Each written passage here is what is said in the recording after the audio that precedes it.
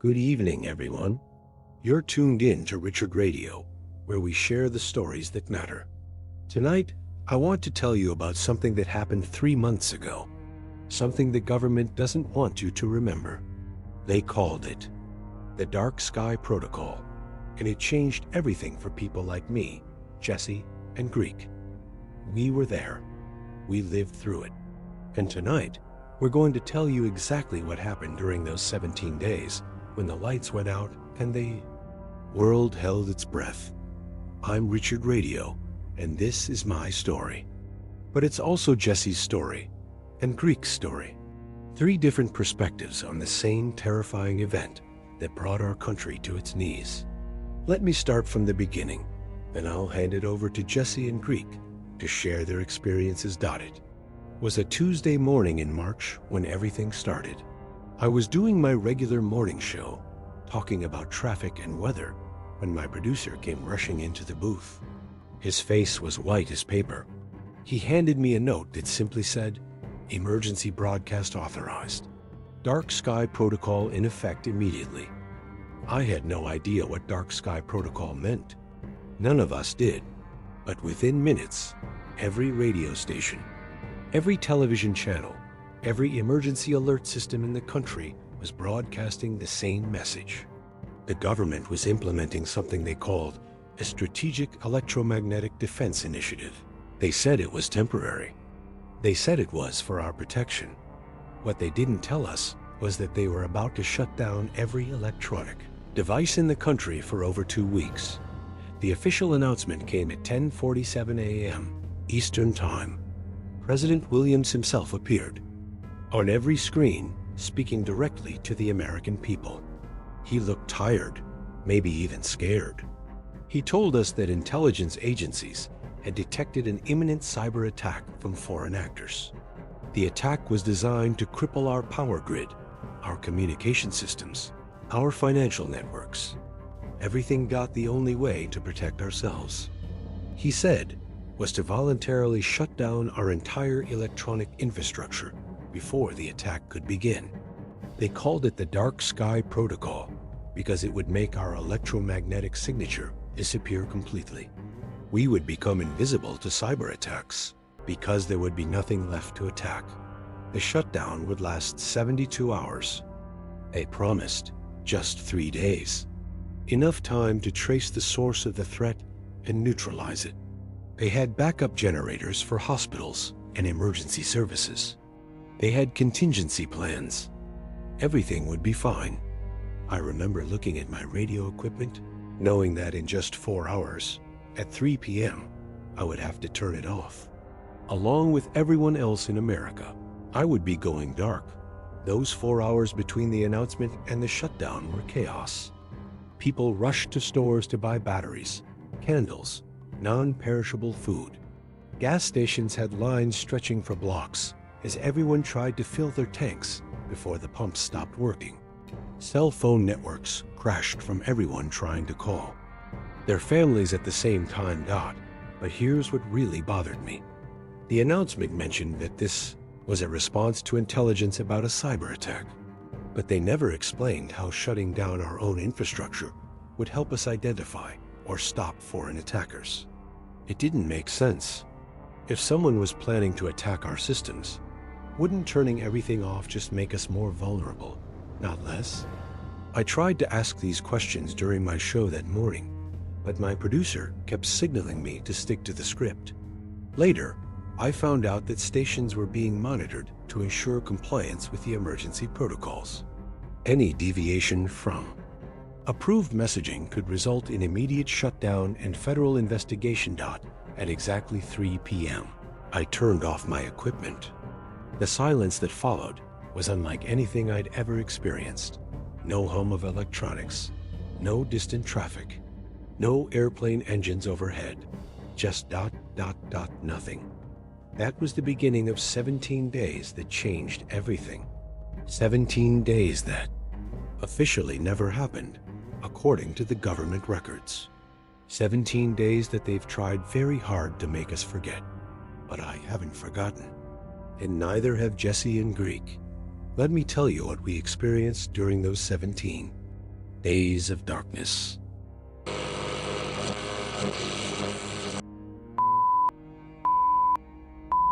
My name is Jessie, and I was a nurse at Metropolitan General Hospital when the Dark Sky Protocol began. Richard just told you about the shutdown from a civilian perspective, but I want you to understand what happened inside our so-called protected emergency services. They told us we had backup generators. They told us the hospitals would continue operating normally. They lied. The generators worked for exactly 6 hours. 6 hours, then they started failing one by one. Not because of mechanical problems, but because they had been remotely disabled. Someone somewhere had sent a signal that shut down every backup generator in the city, maybe in the entire country. I was working the night shift in the ICU when the lights went out. We had 12 patients on life support.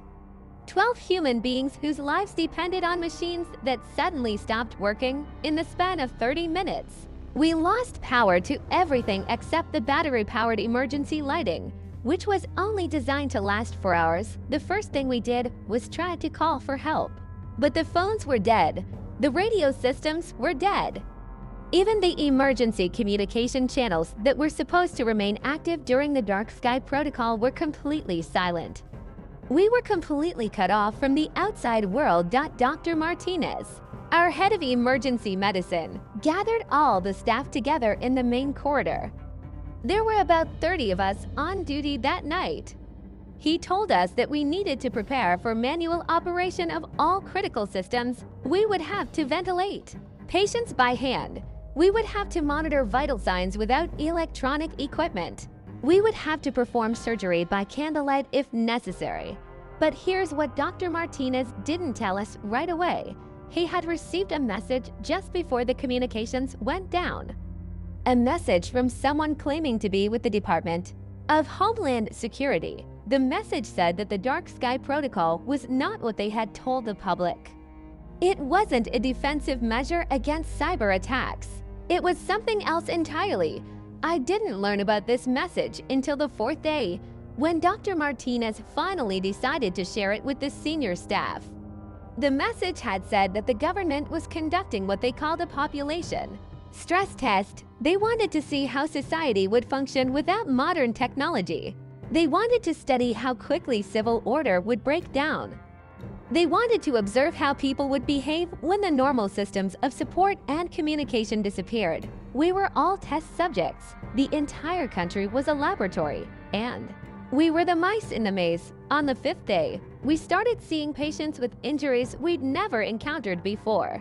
People who had been hurt in ways that only made sense if there was widespread violence happening outside. But we couldn't confirm this because we had no way to communicate with other hospitals or emergency services. The injuries were severe: gunshot wounds, stab wounds, severe blunt force trauma. But the strangest thing was that the victims all told similar stories. They said they had been attacked by people wearing military-style uniforms. Not National Guard uniforms, but something different.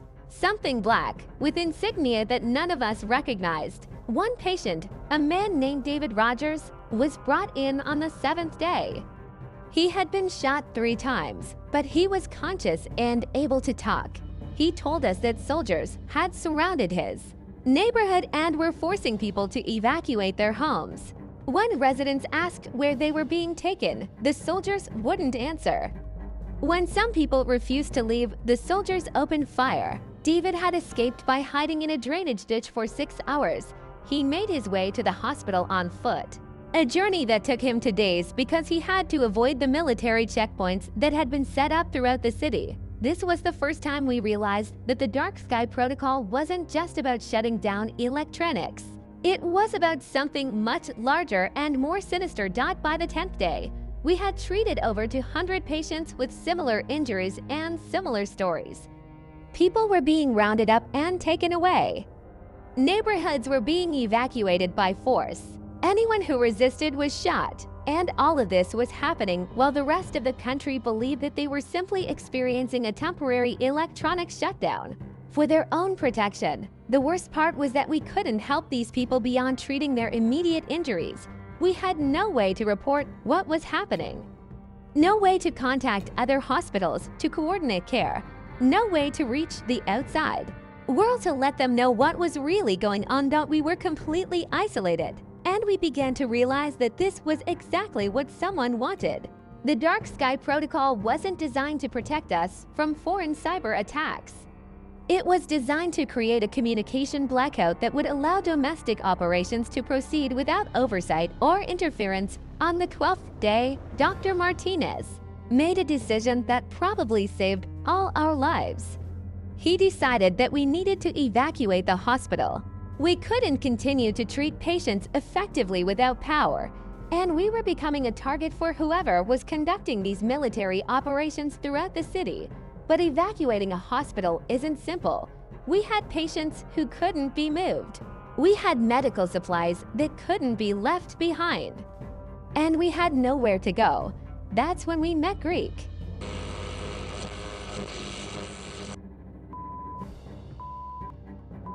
Jessie just mentioned meeting me on the 12th day, and she's right about that.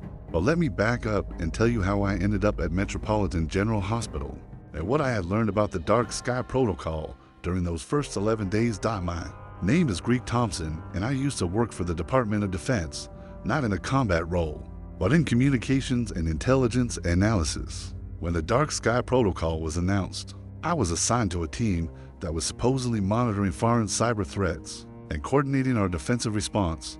But within hours of the shutdown, I realized that we weren't monitoring foreign threats at all. We were monitoring American citizens. The Dark Sky Protocol wasn't about protecting our infrastructure from foreign attacks. It was about implementing what military planners call a controlled social experiment. The idea was to test how quickly American society would break down without modern technology, and to identify which individuals and groups would pose the greatest threat to government authority. During a real national emergency, every major city had been divided into sectors, and each sector was assigned a military unit with specific objectives. Some units were responsible for monitoring civilian behavior. Others were responsible for testing different methods of crowd control and population management. Still others were responsible for identifying and neutralizing what they called potential resistance leaders. The people in those black uniforms that Jessie mentioned, they were part of something called Task Force Blackwater, not the private security company, but a classified military unit that had been created specifically for domestic operations. Their job was to simulate a foreign occupation and observe how American civilians would respond. The patients Jessie was treating weren't victims of random violence. They were casualties of a planned military exercise that was being conducted on American soil, using American citizens as unwilling participants. I learned all of this because I still had access to classified communications during the first week of the shutdown. My security clearance allowed me to monitor the operational channels that were being used to coordinate the various aspects of the Dark Sky Protocol. What I discovered made me sick to my stomach. There were detailed reports being filed every day about civilian casualties, resistance activities, and population compliance rates. Different neighborhoods were being subjected to different levels of pressure to see how they would react. Some areas experienced relatively minor disruptions, while others faced full military occupation and forced relocations. The most disturbing part was reading the casualty reports. Over 3,000 American civilians had been killed during the first week of the Dark Sky Protocol, not by foreign attackers, but by American military units conducting stress tests on the population. By the 8th day, I couldn't stomach being part of this operation any longer. I started copying files and communication logs, intending to leak them to the media once the Dark Sky Protocol ended. But I also realized that I needed to do something immediately to help the people who were being hurt right now.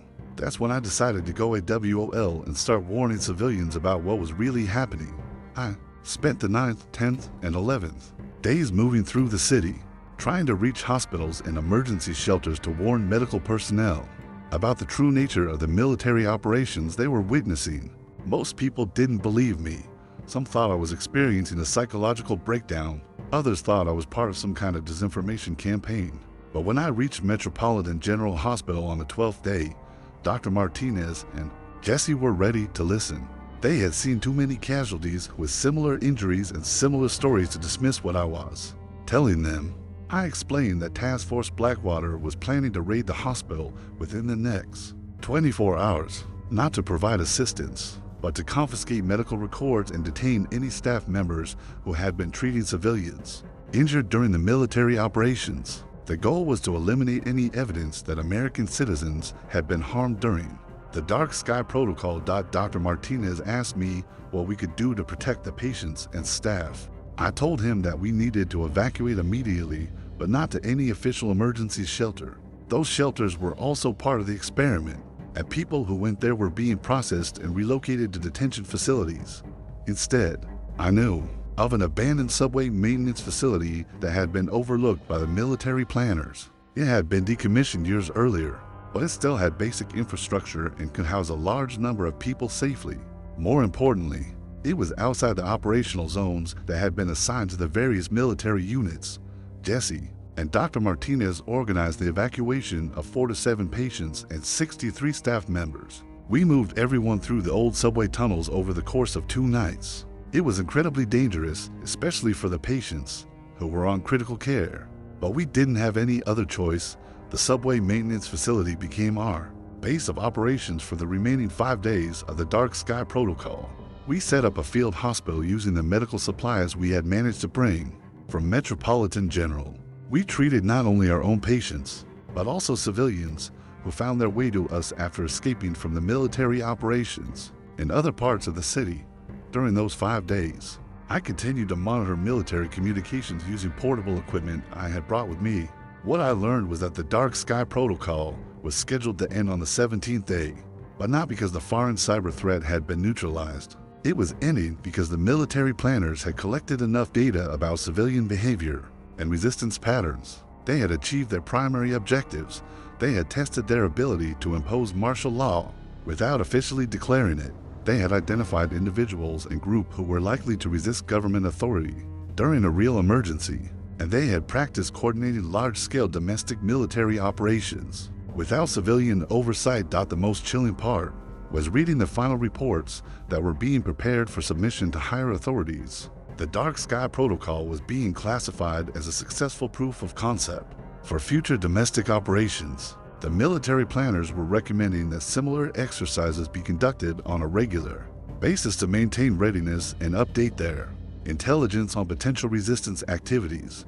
On the morning of the 17th day, I heard the communications indicating that all military units were being ordered to withdraw from their operational zones and return to base. The official announcement would be made at noon, declaring that the foreign cyber threat had been successfully neutralized and that normal operations could resume. But there was one more order that made my blood run cold. All evidence of civilian casualties was to be destroyed, and all personnel involved in the operation were to sign non-disclosure agreements under threat of court-martial and imprisonment. The Dark Sky Protocol was going to disappear from official records, and everyone who had been harmed during those 17 days would have no way to prove what had happened to them.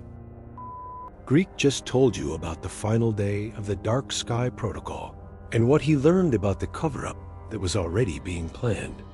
Let me tell you what happened when the power came back on and why it's taken 3 months for us to finally tell this story. At exactly noon on the 17th day, President Williams appeared on every television screen and radio broadcast in the country. He looked tired but relieved as he announced that the foreign cyber threat had been successfully neutralized, and that normal operations could resume immediately.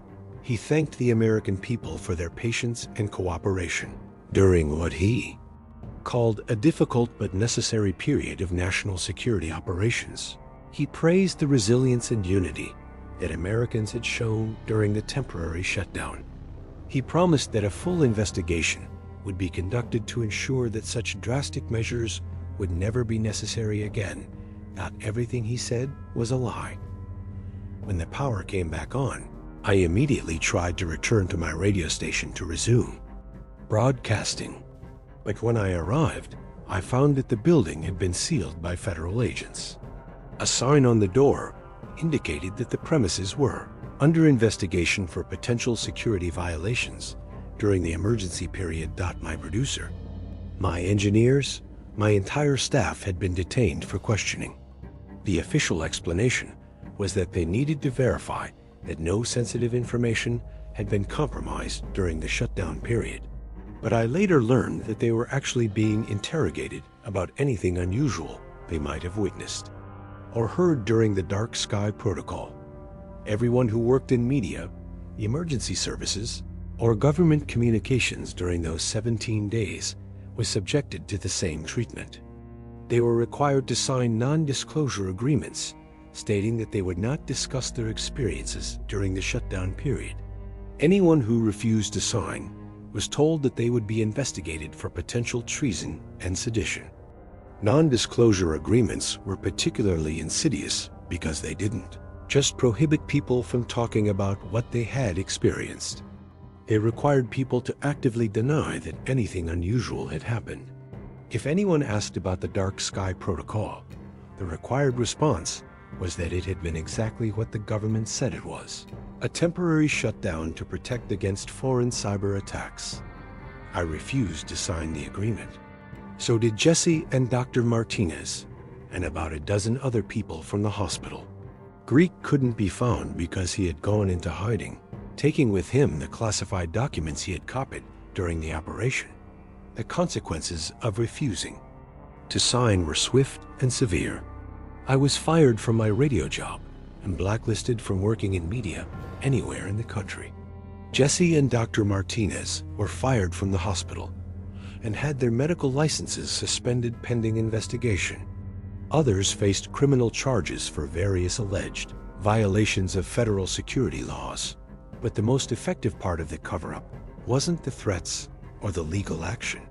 It was the systematic erasure of evidence that the Dark Sky Protocol had ever involved anything beyond a simple electronic shutdown. Medical records from the 17-day period were confiscated and classified.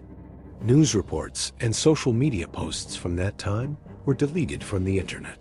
Even personal photographs and videos that people had taken during the shutdown were somehow removed from their devices. Anyone who tried to talk about civilian casualties or military operations during the Dark Sky Protocol was dismissed as suffering from emergency-related psychological trauma. The official position was that the stress of the shutdown had caused some people to develop elaborate conspiracy theories and false memories. Within 6 weeks, most Americans had accepted the official version of events. The Dark Sky Protocol had been a necessary but temporary measure to protect against foreign cyber attacks. It had been conducted smoothly and successfully, with minimal disruption to daily life. Anyone who claimed otherwise was either lying or delusional. But Greek had managed to preserve copies of the classified documents he had accessed during the operation. Jessie had kept copies of medical records that documented the unusual injuries she had treated. And I had recorded several conversations with Dr. Martinez and other hospital staff before they were forced to sign the non-disclosure agreements. 3 months later, Greek contacted Jessie and me through an encrypted communication channel. He had been living underground, moving from place to place to avoid federal agents who were still searching for him. But he had also been working with investigative journalists and human rights organizations to document what had really happened. During the Dark Sky Protocol, the three of us decided that we needed to tell our story publicly, regardless of the personal consequences. Too many people had been hurt or killed during those 17 days for the truth to remain buried. And the classified documents that Greek had obtained suggested that the Dark Sky Protocol was just the first in a series of planned domestic readiness exercises. That's why we're here tonight, speaking to you through this pirate radio broadcast. We're using equipment that can't be easily traced or shut down, and we're broadcasting from a location that changes every few hours. We know that federal agents are probably listening, and we know that there will be consequences for what we're doing. But we also know that the American people deserve to know what their government did to them during those 17 days in March. They deserve to know that over 3,000 civilians were killed during a secret military exercise conducted on American soil. They deserve to know that their own government used them as test subjects in an experiment designed to measure how quickly democratic society would collapse under pressure. Most importantly, they deserve to know that the Dark Sky Protocol wasn't a one-time event. According to the documents that Greek obtained, similar operations are being planned for the future. Larger operations, more comprehensive operations. Operations that will make the Dark Sky Protocol look like a small-scale rehearsal. Richard is right about the future operations that are being planned, and I want to make sure you understand just how serious this threat is. The medical records I reviewed during those 17 days tell a story that goes beyond the immediate. Casualties of the Dark Sky Protocol, many of the patients we treated weren't just victims of the military exercises. They were people who had been deliberately exposed to experimental weapons and tactics that the military wanted to test under real-world conditions. Some had been exposed to non-lethal sonic weapons that caused permanent hearing damage. Others had been subjected to experimental crowd control chemicals that caused severe respiratory problems. The most disturbing cases were children who had been separated from their parents during the forced evacuations. These children were taken to what were called emergency youth shelters, but according to the medical records I saw, they were actually being used as subjects for psychological experiments. The experiments were designed to test how quickly children could be reprogrammed to accept and cooperate with authoritarian control. The children were subjected to sleep deprivation, isolation, and psychological manipulation techniques that were supposed to break down their resistance to following orders from authority figures. Most of these children were returned to their families when the Dark Sky Protocol ended, but they had been changed by the experience. They were more compliant, more fearful, less likely to question authority. Their parents were told that the children were suffering from trauma related to the emergency situation and that they should expect behavioral changes that might take months or years to resolve. But the real purpose of these experiments wasn't just to test psychological manipulation techniques on children. It was to develop methods that could be used on a much larger scale during future operations. The classified documents that Greek obtained included detailed plans for something called Operation Clean Slate. This operation would involve a nationwide shutdown lasting not 17 days, but 6 months. During this time, the entire American population would be relocated to temporary housing facilities where they could be processed and evaluated for their potential threat to national security. The children's experiments during the Dark Sky Protocol were designed to test whether entire populations could be psychologically conditioned to accept this kind of massive displacement and control. The results apparently showed that with the right combination of stress, isolation, and manipulation, most people could be made to cooperate with almost any government directive, no matter how extreme. Operation Clean Slate is scheduled to begin within the next 18 months, according to the documents Greek obtained. It will be presented to the public as a response to another national emergency, possibly a pandemic, an economic collapse, or a terrorist attack. But the real purpose will be to implement permanent changes to American society that will eliminate most constitutional protections and democratic institutions. The temporary housing facilities are already being constructed in remote areas throughout the country. They're being built by private contractors under classified government contracts, and they're designed to house millions of people for extended periods. The facilities include not just housing, but also processing centers, medical facilities, and what the documents refer to as behavioral modification centers. These behavioral modification centers are where the techniques tested on children during the Dark Sky Protocol will be applied to adult populations. People who are identified as potential resistance leaders will be subjected to intensive psychological reprogramming designed to eliminate their capacity for independent thought and action. The most chilling part of Operation Clean Slate is that it's designed to be permanent. Unlike the Dark Sky Protocol, which was always intended to last only 17 days, Operation Clean Slate will never officially end. The American people will be told that the national emergency requires ongoing security measures, and these measures will gradually become the new normal. Within 5 years, According to the planning documents, most Americans will be living in government-controlled housing facilities, working in government-assigned jobs, and receiving government-controlled information through official communication channels. Independent media, private businesses, and personal freedoms will be eliminated entirely. This isn't science fiction or conspiracy theory speculation.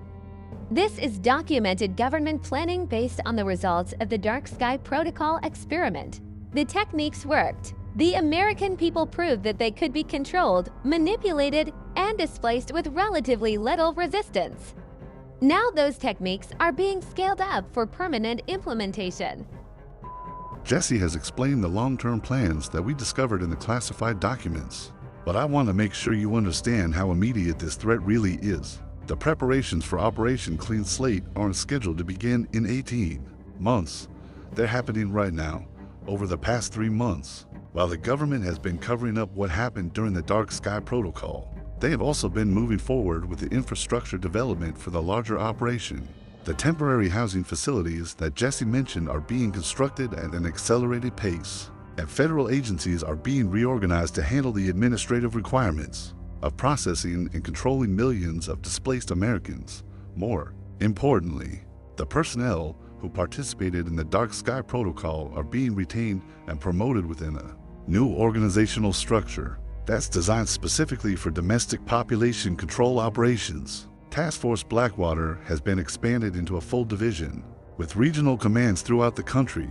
The medical and psychological personnel who conducted the experiments on children and adults during the Dark Sky Protocol have been assigned to develop training programs for the behavioral modification centers. But the most significant development is the legal framework that's being put in place to authorize Operation Clean Slate. Over the past 3 months, Congress has been quietly passing legislation that expands executive authority during national emergencies. These laws allow the president to suspend constitutional protections, relocate populations, and implement martial law without judicial oversight or legislative approval. The laws are being presented as routine upgrades to national security legislation, and most members of Congress don't understand their true implications. But the effect will be to make Operation Clean Slate completely legal under American law, at least according to the government's interpretation of its own authority. The trigger for Operation Clean Slate will be a manufactured crisis that appears to require immediate and drastic government action based on the planning documents I obtained. The most likely scenario is a coordinated cyber attack on critical infrastructure that will cause widespread power outages, communication disruptions, and economic chaos. But unlike the Dark Sky Protocol, this cyber attack will be real. It will be conducted by government agencies using tools and techniques that can be plausibly attributed to foreign adversaries. The attack will cause genuine damage and genuine disruption, which will make the government's response seem not only justified but necessary. The attack will target power grids, financial networks, and communication systems in multiple regions simultaneously. The disruption will be severe enough to cause panic and social unrest, but not so severe as to prevent the government from maintaining control of the situation. Within hours of the attack, federal emergency management agencies will begin implementing the population relocation procedures that were tested during the Dark Sky Protocol. But this time, instead of 17 days, the emergency will be declared indefinite. The government will claim that the cyber attack has caused permanent damage to critical infrastructure that will take years to repair. During this time, Americans will need to accept temporary housing and temporary restrictions on their movement and activities. Of course, the temporary measures will never be reversed. The infrastructure damage will be repaired, but the government will claim that the threat of future attacks requires maintaining the emergency security measures indefinitely. Within a year, the temporary housing facilities will become permanent communities, and the temporary restrictions will become permanent laws. The most insidious part of this plan is that it will appear to be a legitimate response to a genuine crisis. Unlike the Dark Sky Protocol, which required elaborate deception to maintain the illusion of a foreign threat, Operation Clean Slate will involve real attacks causing real damage. Most Americans will support the government's response because they will genuinely believe that drastic measures are necessary to protect national security. The people who resist will be dismissed as extremists who are putting everyone else at risk. By opposing necessary security measures, the people who comply We'll be praised as patriotic Americans who are willing to make sacrifices for the common good.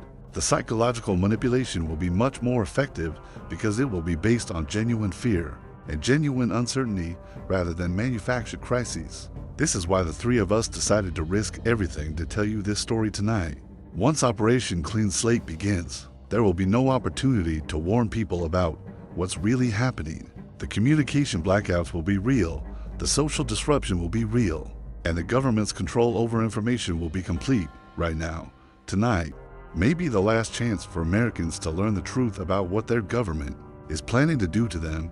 It may be the last chance to prepare for what's coming, to organize resistance, or to find ways to protect their families and communities from what will essentially be the end of American democracy as we know it. Greek, Jessie, and I have spent the last hour telling you about the Dark Sky Protocol and what we learned about the government's plans for the future. Now I want to talk directly to you, the people listening to this broadcast, about what you can do with this information. First, you need to understand that we're not asking you to take our word for any of this. We're asking you to pay attention to what's happening around you and to ask questions about things that don't make sense. Over the next few months, you're going to see news reports about infrastructure vulnerabilities, cybersecurity threats, and the need for enhanced emergency preparedness measures. You're going to hear government officials talking about the importance of public cooperation during national security crises. When you hear these things, remember what we've told you tonight. Remember that the Dark Sky Protocol was presented as a necessary response to foreign threats, but it was actually a test of the government's ability to control the American population. Remember that the officials who implemented the Dark Sky Protocol are the same officials who are now preparing for Operation Clean Slate. Second, you need to start building relationships with people in your community who share your concerns about government overreach and the erosion of constitutional rights. The most effective resistance to large-scale government operations comes from small, local groups of people who know and trust each other. These groups can't be easily infiltrated or disrupted, and they can provide mutual support and protection when official systems fail. But don't make the mistake of thinking that you can resist a government operation like Operation Clean Slate through conventional political means. Voting, petitioning, and peaceful protest are important, but they won't be effective against a government that has already decided to abandon constitutional constraints on its power. You need to be prepared for the possibility that legal and blind peaceful resistance may not be sufficient. Third, you need to start preparing for the possibility that normal life in America may be disrupted for extended periods. This means having supplies of food, water, medicine, and other essentials that can sustain you and your family for weeks or months without relying on government assistance or commercial supply chains. It also means having communication methods that don't depend on government-controlled infrastructure and having plans for relocating or hiding if necessary. I know this sounds extreme, and I know that many people will dismiss what we've told you tonight as paranoid conspiracy theorizing. But 3 months ago, I would have dismissed it too. 3 months ago, I believed that the American government, whatever its flaws, was fundamentally committed to protecting the rights and freedoms of its citizens. The Dark Sky Protocol taught me that this belief was naive. The American government, or at least significant portions of it, are willing to use American citizens as test subjects in experiments designed to determine how effectively they can be controlled and manipulated. They're willing to kill American citizens to test military tactics and weapons.